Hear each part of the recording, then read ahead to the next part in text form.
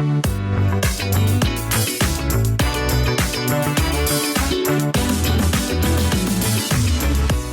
to the Absolute Dog Sex in a Squirrel podcast. I'm Lauren Langman. I'm one of the world's leading dog trainers, and it's my mission to help owners become their dog's top priority. In each episode, you'll discover how to gain trust and communicate with your dog like never before, creating unbreakable bonds that make you the most exciting part of their world. So we're talking resilience. We're talking resilience for puppies, resilience for adult dogs, resilience all round. And I know that this is always going to be a good thing for dogs. I'm joined by the wonderful Amanda today. Amanda, what are we thinking? Where are we going? Where are we heading with resilience? Resilience is like the most critical foundation for any dog. I've had the great fortune of having what I regard as the most resilient dog in the world, right? The Salty dog, my Labrador retriever. And this is a dog who I could literally take anywhere. He was a sailor. He was a traveler. He went up and down gondolas. Like, this dog was unbelievable. He could have been a service dog. He was like bomb-proof.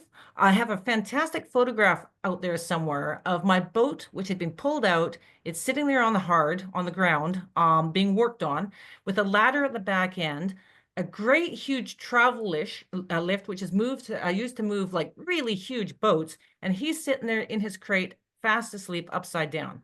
I mean, if that's not resilience, I don't know what is.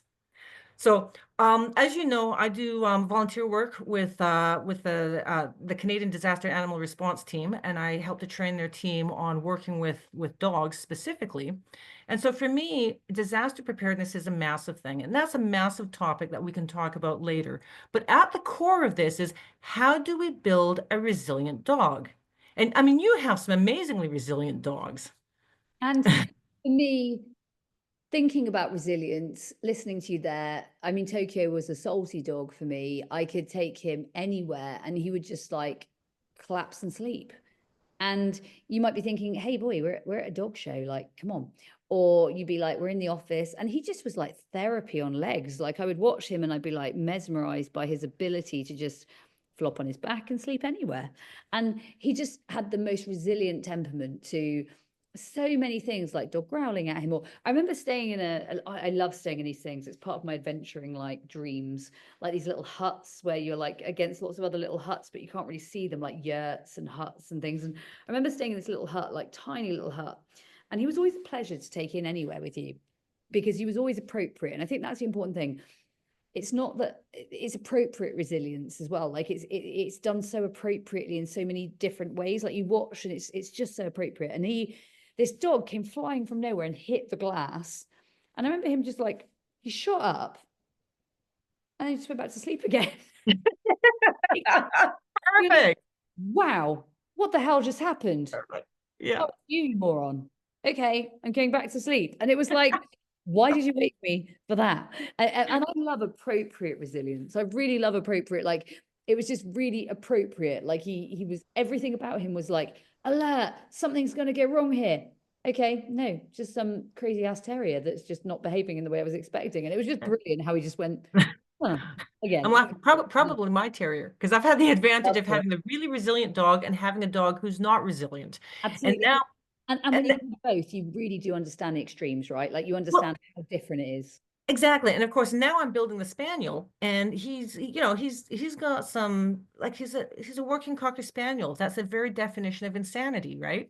So going through this process of building him up to be that resilient dog, it's been a brilliant opportunity for me to really, really dive down and take a look at those basic fundamental skills that we want to get into our dogs as early as possible. I mean, this is ideal for puppies, like really important for puppies, but even if you have an older dog, like a rescue dog, these can still be put into them. We can still train them. And again, we can say we've trained them or we've played games. And playing the games shifts our attitude, which makes the whole thing fun. So it's really important and helpful for people to maintain that really good positive attitude whenever you're training, because resilience is based on a positive emotion.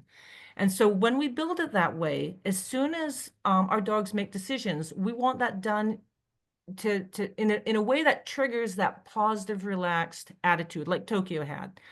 And so the foundation of all of this is what we call bucket work, right? The stress bucket.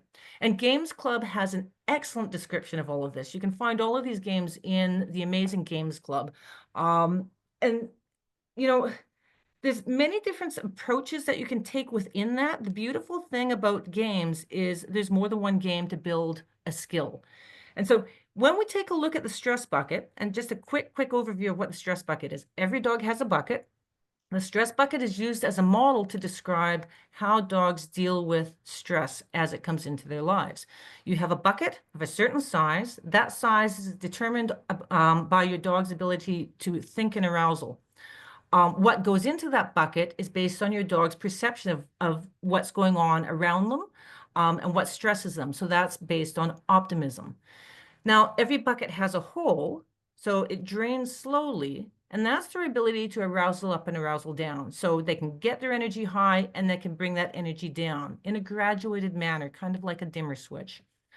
And then, of course, how do you empty the bucket? Calmness. And so we all know that if we've had a stressful event, the best thing, the best solution is for us to have a hot bath, take a nap, do something that's calming for us. And that's really a foundation. Calming skills sounds so complicated. How do you train your dog to calm down? Well, again, in Games Club, there's so many games that will help us to develop that skill. The basic one, the foundation of it all, is boundary games. Boundary games teaches our dogs a safe place to go where they can decompress. And safe is critical. This has to be guarded. So no kids get in there, no other dogs get in there. Your dog has a place where they can let it all down, let their hair down, and relax, right? And so with each of these concepts, with the optimism, thinking and arousal, arousal up, arousal down, and calm, come a set of games. Now, there's one more concept which is really, really critical here. And Tokyo obviously had it in spades, and that is the ability to disengage. And that's related to optimism in many ways. So our dogs will see something like that dog that comes smacking at them, but then they can sort of go, not so important, and then settle back down again. And Did you want? Yeah. I was thinking, when I was thinking about disengagement, the other thing that I think comes in massively here is rehearsal. I think Oh, yes. rehearsal is one of the things I realized with Tokyo. And out of all of my dogs, I think, I mean, Skittles similarly, like she's very good, but because she's very busy, spaniel fast, she doesn't have his lollipy colliness. So sometimes she attracts dogs accidentally, even though she's not really trying to engage them, but her body movement is just fast. So they're interested in her, which I prefer they weren't, and so I think she would prefer they weren't, but they are interested in her because she's busy. But with him, I think that if he'd been exposed a lot as a young dog to lots of other dogs, I think he would have been like the village flirt. I think he would have been all over everyone, rolling on his back and engaging with everyone and struggling to leave because he was so soppy. Yeah. I actually feel like rehearsal was also really important and impactful for him because he never really learned to become that character.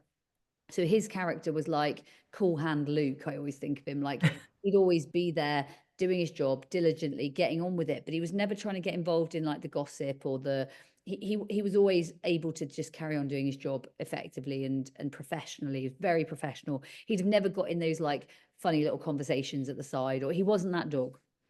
No, and you are right 100%. Like rehearsal is massive. And that's one of those really important key things that gets forgotten about in the dog training world is you can train your dog all of these things to do. But if they're still running out and chasing birds or, barking at the dog next door, you're not going to make a lot of progress. Now, here's an interesting thing for you. I have a bird dog, working Cocker Spaniel, and he's being trained for gun dog work. So I want him to chase birds. So that makes for a really interesting thing because when we are creative, we can actually utilize those things as a reward system. Now, if I had a dog that I did not want to do gun dog work with, I would not be allowing that to be rehearsed. I think that's such a big thing. So I'm going to say the same with sheepdogs. If I wasn't going to allow Nell to work sheep, I don't want to switch the light on. Yeah. And once you switch the light on, that light ain't switching off, right? Like you can't say you used to work sheep and now you don't. Nell will always be a sheepdog. She will always be a sheepdog. So when I took her on as an adult dog, I knew that I would have to meet those needs of those sheep and her. Like she Yes. comes the package. Like she Yes. doesn't come without sheep. And I personally don't feel it's fair to her to own her without working her on sheep because I Yeah. think it's a missing part of her life. And at the same time, when I get my next Border Collie puppy, I will not teach them to work sheep unless I intend for them to be a sheepdog. I think Yeah. that's really important. And this is one of the big mistakes that we often make. Like, we got Murphy the Terrier as vermin control because of where we lived. We needed someone to get the squirrels, the rats, and the mice out from underneath the house. And he was brilliant. But then we moved to suburbia, and guess what? He's a dog without a job. So there happens to be an interesting sport out there called barn hunt. And so we became North Island Barn Hunt, and he did really well in it. But again, coming back to resilience, we need to think about what our goals are with this dog in terms of what we allow them to rehearse. I Mm. mean, again, brilliant comment. That's Um, a brilliant one. What our goals are, and then align it with what do we allow them to rehearse? Because exactly. I think so many people allow them to rehearse everything and then retract and go, oh my God, my goals and my alignment are wrong. Like I've allowed them to rehearse the wrong things. But they've done it so late. And when you think about, and I know we've got to get back to track of where we are, but when you think about, I think it's really interesting. Often people come to me with their agility dog, but their agility dog's more bothered about playing with their other dogs or doing something that they've rehearsed a long time, and then they bring them to do agility and they expect them to just suddenly like switch a light on. But they've built such a strong relationship with other dogs or Yes. herding movement or doing other things that actually doing agility isn't really on their agenda. And I think that's really interesting. And that's one of the biggest problems with a lot of the puppy classes, where they end up having, all the puppies playing together in a pile. We could have a whole discussion on its own on rehearsal, and I think we should. I Yeah. mean, let's do that, like rehearsal and breeds, because there's a huge relationship with that. Yeah. But so with Tokyo, what would you say were the number one things that you did to help build that resilience in him? I think resilience in him very, very, very much was relationship. So advocated for him at every level. So didn't ever let him lose trust in any situation. So again, comes back to rehearsal. I think the biggest games that I played were often confidence and noise related games, knowing that he was a Border Collie. And I didn't think that he was a particularly sensitive Border Collie. And then as he went through adolescence, he was more sensitive. And when he came through adolescence, he was amazing. Like he was so bomb proof. And yet going into adolescence, I was like, my Lord, you're quite you're quite the baby. Like he was really like at points like a marshmallow would be how I describe him. Like he'd be hard to like get off the ground. Like he was sort of gooey. And yet he was just such a fantastic dog to work with resilience as he grew up. But I think yeah, noise games, noise box, knock him over, any level of DMT game, lots of games with saucepans and cupboards and loads of cardboard chaos. And as my good friend Dave, or our good friend Dave would say, concrete chaos. Uh, Yeah. I did a lot of lifestyling with Tokyo and doing life with him. So whatever I did, I tried to include him where appropriate, but at an appropriate level. So huge amounts of scatter feeding. He wasn't a very foodie dog for the first probably 8 weeks of his life. And very quickly he became very foodie because that is how he earned his food. Yeah. So it Ditch took the bowl. probably 8 weeks to really get on board. But within 8 weeks, he was really on board. And he went from like this floppy puppy to this like cool, like bunky adult who was really, really just cool. I can't describe anything but cool. What I loved most about him is he didn't take offense easily. And yet he emotionally got most situations. Like he read So, the dogs that didn't need him. He read the dogs that maybe did need him. Like he was very, very emotionally intelligent as a dog. so let me ask you two questions. One is, and this is a really common one I find out there in sort of puppy class land, letting him make his own decisions. At what point did you let him start to make his own decisions? I had him on a line as a pup, like a puppy line from the Absolute Dog Store, the thin one. And so I used to try wherever possible to drop his lead. and see what his choices were. And because he wasn't a spaniel, he was a collie, so he's a little bit, I found him a little bit slower than the spaniels. I actually found him quite frustrating as a puppy, because I'd be like, gosh, you're slow. Like, and he wasn't. He was just slow compared to like a Skittle. Like, Skittle's head butted you, giving you a nosebleed and two black eyes before you even thought about training her. Like, she's so quick and in your face. Um, you haven't got your food out, you haven't got your bag ready, and she's barking and backing up from you and like, let's go, let's go, let's go, lady. Whereas he was always a little bit steadier. But the interesting thing, he was never steady in training. Once you asked him to do anything explosive, he was very explosive. But yeah, I think I allowed him where I possibly could to be off lead a lot, but I also gave him huge opportunity for reinforcement. So I would say I started to see him making the correct decisions and then gave him more to make. And that was probably around 6 months. But with the caveat that I didn't allow him to rehearse the wrong thing. So one thing that he did, for example, is he growled quite often at my dad. I think my dad was often quite loud and quite a big presence and quite a big guy. And, or at least he was at first with Tokyo. My dad dropped weight quite quickly as he got more poorly and a bit older. But when Tokyo really first knew my dad, he was quite a big guy, and Tokyo would growl at him. So rather than Tokyo having to be in the position where he was going to growl at him, I would put Tokyo away when my dad came in. My dad would be sat at a seat and I'd give him a cup of tea or whatever you're going to give him, normally a cup of tea and a biscuit, and he'd hover. And then I'd let Tokyo in so that Tokyo saw him already stationary rather than him approaching Tokyo. And that then always worked. So again, a level of like how you're going to allow them to rehearse that situation, and a level of giving them an opportunity to be resilient when that person's stationary rather than that person walking into their situation. Those would be the Brilliant. situations that I saw him maybe not resilient, or as in not confident, probably. So he wasn't necessarily confident when a new person would walk in on him, but he really was by the time he was a year.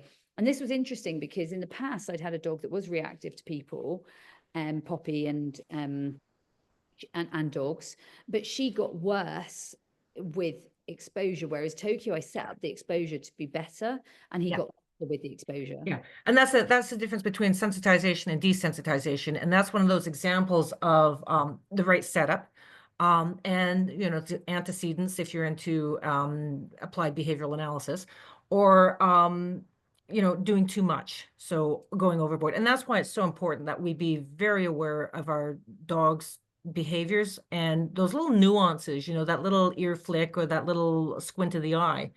You mentioned lifestyling, and I'm going to ask you about that, but I just want to quickly say with lifestyling is one of those things which is the little bit in the day-to-day life. And this is the amazing example of Salty versus Murphy. Now, Salty was my 100% resilient Labrador retriever, came with me everywhere. When I was working at the university, I'd smuggle him in, he'd sleep under my desk until the janitor caught us.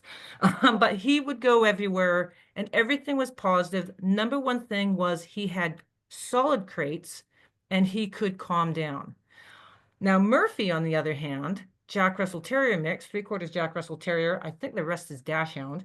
But anyways, sensitive dog, got sensitized, totally the opposite. I tried to bring him everywhere, but I was not as aware of when he was getting stressed as I was with Salty Dog, just by the condition of life. And that's where you can see things go sideways, because he became a pessimistic, very dog reactive dog. So lifestyling to me is that little bit that you do every day, but with the awareness of your dog's stress level, how their bucket is filled, and management of the situation. What would you say in terms of lifestyling? What is lifestyling for you? Yeah, absolutely. I was talking to Linda, who I know you get on really well with, and I think is a fantastic trainer. I feel very grateful to have her in my life. And she's got a new poodle puppy. Oh my And God. really funny as well. He's called Bobble, or Bob. And so I said to her, I hope he's coming with you everywhere. And she was like, absolutely. And he is. But what she's not doing is putting him out with like a group of dogs and expecting him to fend for himself. But what she is doing is taking him with her, and he can hear the other dogs from the other side of the car.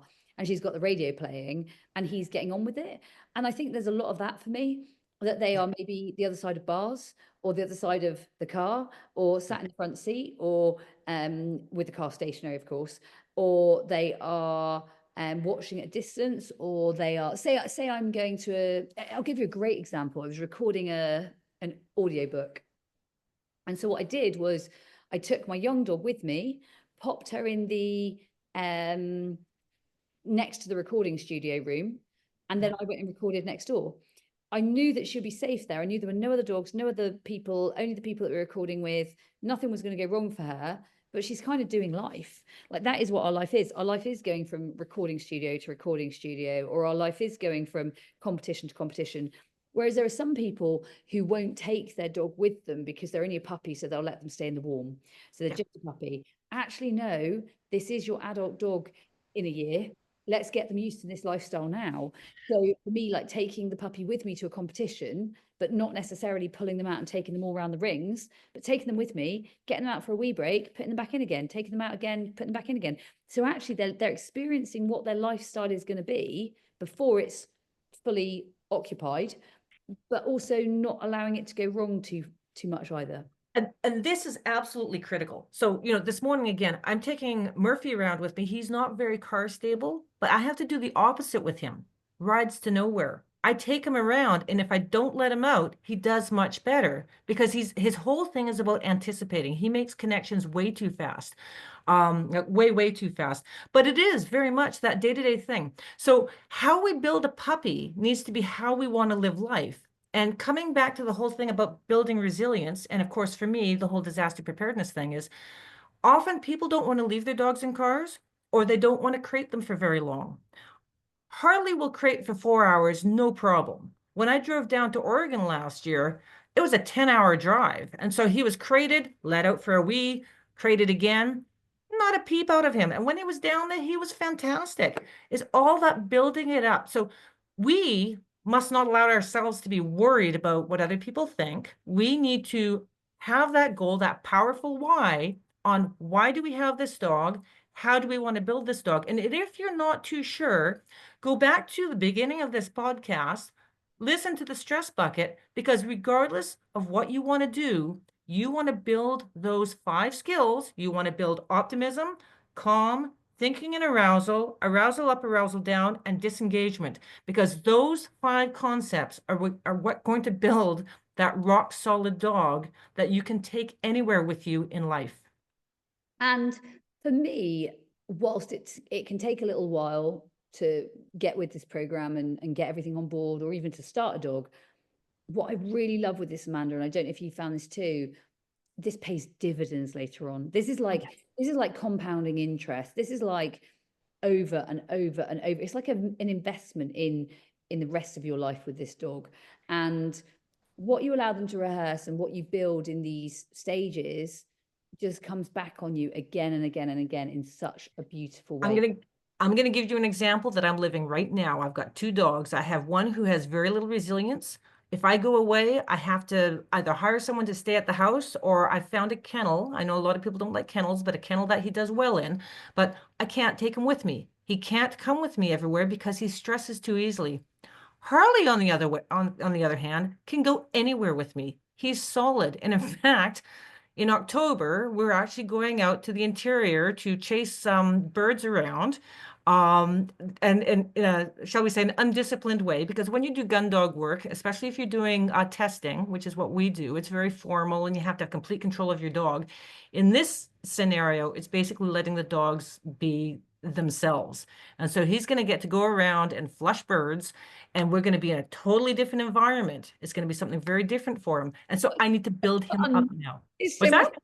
it's so much fun. You're excited for your adventure. I can feel your excitement for your adventure. It's so exciting. And I'm so excited for him though, because, I originally, as you know, when I got him, because I thank you very much for helping to organize that whole thing. I thought, I'd do agility, and I discovered I'm the one who can't do agility because my knees are not so great anymore. And my background's largely obedience anyways. And to top things off, I'm not a competitor. And I found this out way back when I used to train horses. I loved training them. I did not like competing. Same thing when I was doing obedience trialing. So, we found a niche that we love. And I discovered that he had a real knack for the whole gun dog thing when I went out spontaneously with a group of people who were trying to form a spaniel group here on the island, on Vancouver Island. And I watched him and I'm going, wow, he doesn't need me. Like he already knew what to do. And so that's his thing. Yeah. I'm guessing that I love about all of this is that resilience and all of these skills that you've taught him enable him to have a better life and enable him to have a life where he can go to all of these places and can do all of these things. And I suppose it's a lovely way to end this podcast. Guys, teach resilience, listen to Amanda, listen to the Games Club, head over to the Games Club if you haven't already, go get yourself a membership. It is the best space you can be. And, And know that and resilience is going to help it, right? well, with resilience, I want everyone to remember if you have a resilient dog, your dog and you have an enriched life. And it's so true. It's true at every level because you are going to allow your dog more freedom, the more resilient they are, the more you're able to work with them effectively in this space. So let's leave it on that. You know what? That's gorgeous. Amanda, say it once more. The enriched life. Tell us once more. The enriched life. Resilience leads to an enriched life for your dog.